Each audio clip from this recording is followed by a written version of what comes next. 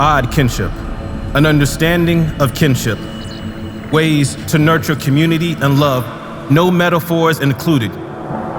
You cannot legislate this, you cannot protest this, you cannot mandate this kinship. We find ourselves consumed with a divisive reality, constantly at odds with kinship. The cultivation of relationships of mutuality, saturated by history intentionally designed to oppress, hinder, and shame. God's children, kingdom builders, a diverse spectrum of voices. You cannot legislate this, you cannot protest this, you cannot mandate this kinship. Often domesticated through faith, propaganda, false doctrine. This is a requisition of love. We hold these truths to be self-evident. We have to embrace the pain of others to liberate self from a matrix of hate. We're harmed not by our guilt, but by our weaknesses. If you pay attention, you'll notice the shifting gaze of society without a whisper or complaint. So why seek heaven if we can't cultivate God's kingdom on earth in our communities, in our families?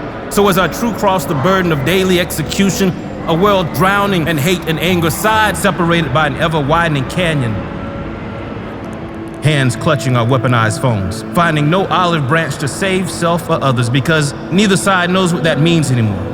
If I could lay down my life to stop the suffering of the world, I'd do it 1,000+ times. But I don't believe anything can stop this. Consciousness is mind and spirit, and the remarkable thing is, in the world of mind and spirit, when one is divided, it always becomes three and never two. We pray for change or wish and rage or panic or fear, and then we regret. Or we embrace the realization that this behavior goes against the divine construct of our time together. This is not kinship. This is self-destruction. To truly nurture community, one must not only accept the reality of pain, the reality that this history of intentional oppression, that they must embrace the tenacity, resilience, and celebration of others. You cannot legislate kinship. You cannot protest to usher in kinship. You cannot mandate kinship. Kinship is a divine gift.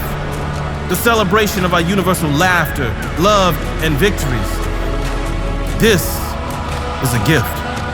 This is kinship.